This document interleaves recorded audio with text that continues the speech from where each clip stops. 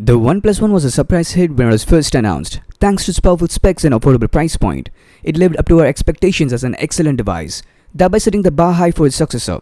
The loaded term flagship killer has been bandied about by virtually every smartphone maker since the iPhone took the market by storm 8 years ago.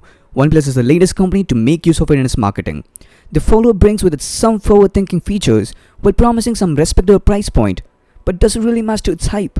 Let's find out, because Shy back here in the Droid sector, and this is the OnePlus 2.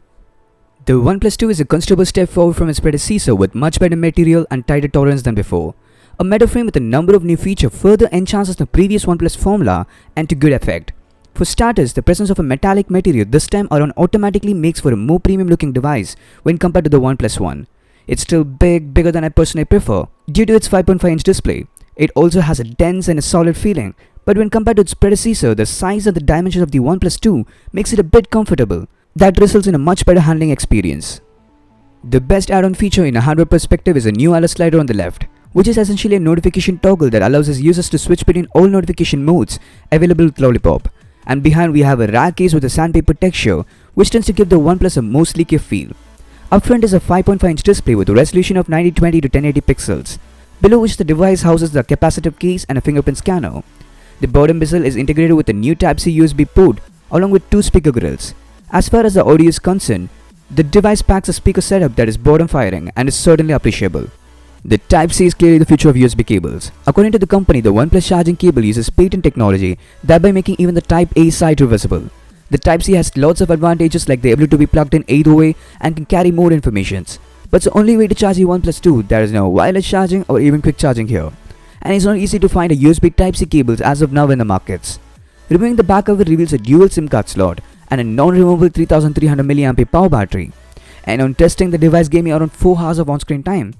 In spite of Snapdragon 810 having the ability to support fast charging, it's not simply taken advantage by the OnePlus 2. Charging the device from 0 to 100% took me around 2 hours of time, which isn't too slow but simply pales in comparison with any fast charging solutions out there. Now talking on the performance, the OnePlus 2 features an underclocked Snapdragon 810 Plus and a 4GB of LPDDR4 RAM, which can run most of the high-end games available on the Play Store. But the Snapdragon 810 is a CPU that was behind a lot of overheating and thermal throttling stories. So the OnePlus decided to clock the processor at 1.5 and 1.8 GHz rather than having a max of 2.1, which can definitely help on the power consumption.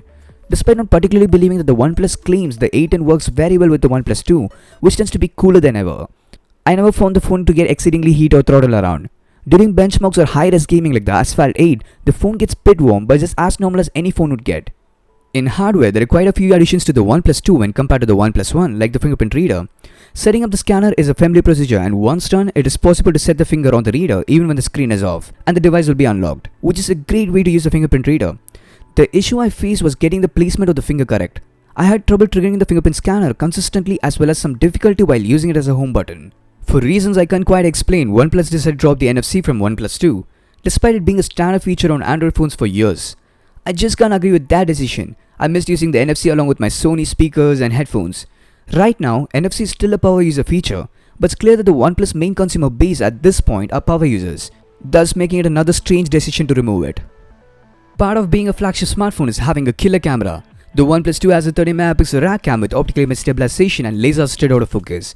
In good lighting, it can take really good photos, even providing a shallow depth of field effect in close-ups. However, in poor lighting, it doesn't quite match to the iPhone 6 or Galaxy S6 with dimmer images and less details.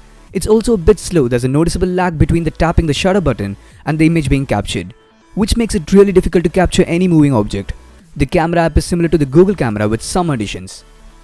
Finally, on the softer side of things, the OnePlus 2 runs on the Oxygen OS, which is a very Spartan version of Android.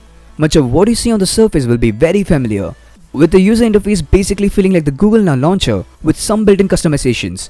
The most obvious addition to this is the shelf, which is essentially the replacement of Google Now on the left of the home screen. It collects recently used apps, contacts and makes it easier to access them, but that's all about the extent of its capabilities. You can perhaps turn it off if you don't want it. Concerns for the future of the smartphone industry aside, if the OnePlus 2 was priced at the same level as an iPhone or a Galaxy S6, it would have been very easy to be ignored. But keeping in mind its extremely low price, it's hard to really focus excessively on its minute faults, making it worth every penny that you spend on it. Either way, thanks for watching. Yours truly Droid Sector, ours truly This Life.